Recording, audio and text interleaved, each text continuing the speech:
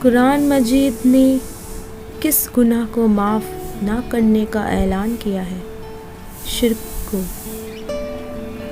آپ صلی اللہ علیہ وسلم نے کس سورہ کو 2/3 قرآن کہا ہے؟ سورہ فاتحہ کو۔ حدیث میں کس سینہ کو ویران گھر سے تشبیہ دی ہے؟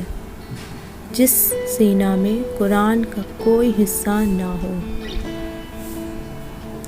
جامع القرآن کس خلیفہ کو کہتے ہیں؟ حضرت عثمان غنی رضی اللہ عنہ۔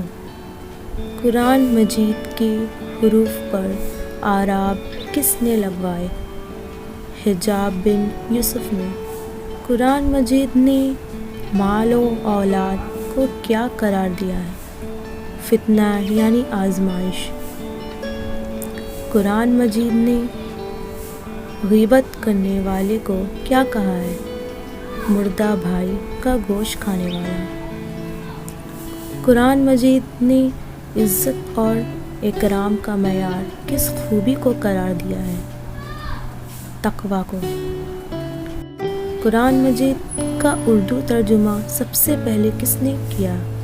مولانا شاہ رفیع الدین رحمۃ اللہ علیہ نے۔